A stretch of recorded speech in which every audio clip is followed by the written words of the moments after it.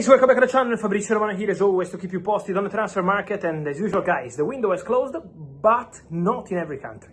And we always have something to say, and we always have news for you. It's not weekend, it's not September, it's not October, it's not August.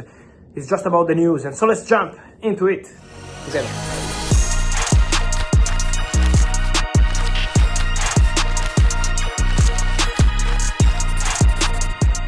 Guys, here we are back on the channel because I have to give you updates. I told you that we will always be here, always together. Doesn't matter the day, doesn't matter the month, doesn't matter if the window is open or closed. Remember that in some countries the market is still open and things are happening. But before entering into the Turkish movements on the market, I wanted to start with another breaking news regarding Barcelona, because Thiago Alcantara, former Barca, Bayern, Liverpool midfielder, is set to rejoin Barcelona in the staff of Hansi Flick, as part of the staff for Hansi Flick. So everything is agreed, verbal agreement is done, contracts are being prepared. My information is that from next week already, if everything goes to plan in terms of documents, legal stuff and contracts, he will be ready to sign his contract and return to Barcelona. Thiago strongly wanted this opportunity to learn from Hansi Flick, to help him, also because of his tactical quality.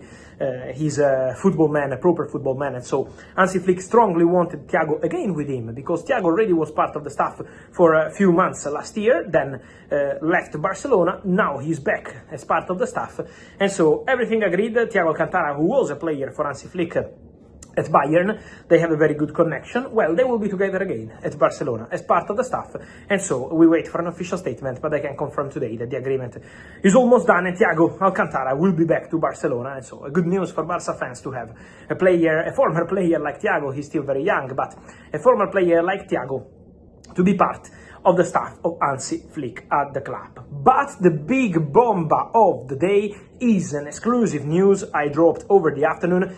Guys, maybe while you're watching this video, the deal is already done or collapsed. We will see. Let's see, because this can change any moment.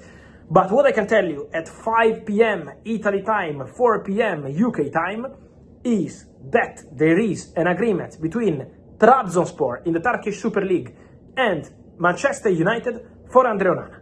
So agreement, club to club, done for Andre Onana to leave Manchester United and go on loan deal with part of the salary covered to Trabzonspor. This is the club-to-club agreement, Man United, Trabzonspor for Andre Onana. Green light from Man United. United are prepared to let him go. United are open to this, not creating any problem to Onana. They signed the Sene Lammens in the final days of the summer transfer window, and so they have Sene Lammens, they have Altay Bajindir, they have Tom Heaton. So it's already 3 goalkeepers plus Onana, who didn't start one single Premier League game, just starting in the League Cup. And so the message from Ruben Amorim was quite clear. Even in public, every time he was asked about Onana, Amorim was always mentioning a technical decision, not an injury, not recovery, not fitness, always mentioning a technical decision. So Bajindir starting was quite a strong message. Now Man United are prepared to let him go, to let Onana go, just 2 years after spending 55 million euros to sign him from Inter after that fantastic Champions League campaign in 2023. And now the idea of Trabzonspor is to close the deal as soon as possible. Now depends on Andre Onana. Is Andre Onana who has to say, okay, I want to stay at Man United, compete for my spot, I will not leave? Or, okay, I come to Trabzonspor, I will be the starting goalkeeper and I will prove everyone wrong, with all the things being said about him in the recent years. So it's Andre Onana who has to decide now. But for sure, the club-to-club agreement is done, and now the deal depends on the Cameroon goalkeeper.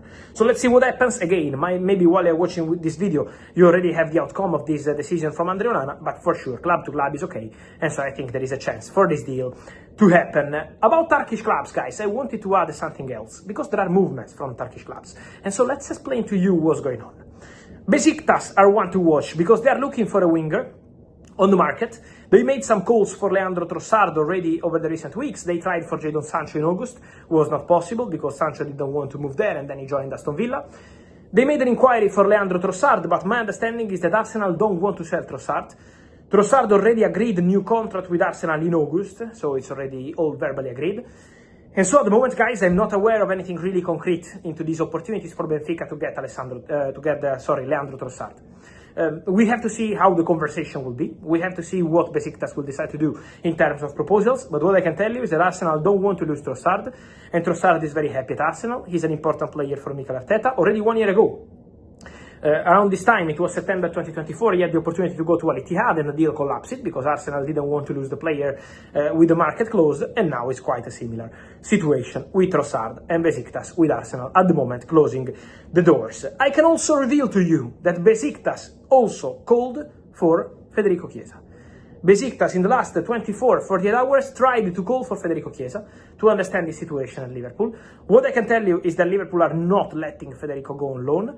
There at the moment negotiations are not advanced, it's not something really concrete or advanced, but they made a call also for Federico Chiesa. So let's say that Besiktas are looking for that position on the market, and they could be one to watch because they are prepared to invest money to understand what kind of opportunities there could be. And so, Trabzonspor with Onana. Besiktas called for Trossard, Arsenal don't want to sell, and they called for Chiesa on loan, but Liverpool don't want to loan him. So let's see what's going to happen with this Besiktas stuff, because for sure they are attacking the market, looking for opportunities at winger position. So that is going to be something interesting. And talking about Turkish clubs, I wanted to reveal something else. Galatasaray really tried for Dibu Martinez. Dibu was considered a top target for Galatasaray when the deals for Ederson, for example, or also for Senne Lammens, all these keepers, this deal collapsed.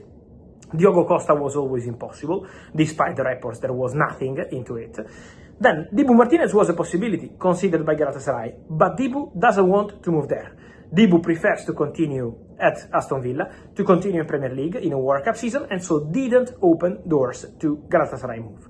So at the moment, Dibu Martinez is staying where he is. He's staying at Aston Villa. He was close to joining Manchester United, but then, for the reasons I told you several times here on the channel, they ended up signing Senne Lammens, and so at the moment, nothing into Galatasaray and Dibu Martinez, despite the interest and the attack in the recent weeks. And then, guys, from Turkey, they keep calling also for Raheem Sterling. There is a strong interest in Sterling from Turkey, from several countries, let's say, those countries where the market is still open, but at the moment Sterling has not made their decision yet, has not given an indication yet of his intention to accept that kind of proposals. Remember that Sterling returned to Chelsea from Arsenal loan.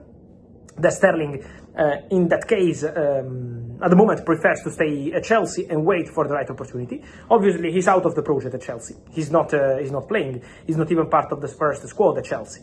So they will have to find solutions for players like Disasi, for players like Sterling. We will see what's going to happen there. But from Turkey, calls confirmed also for Raheem Sterling. But at the moment, no doors open from the player. Obviously, Chelsea are open to any solution. But remember that Chelsea can't do loan deals with Turkish clubs because they finish the loan spots. And so it has to be eventually a permanent transfer or a contract termination. And so this is why at the moment, this is also not something easy. It's Sterling who will decide his future, and we will see what's going to happen next.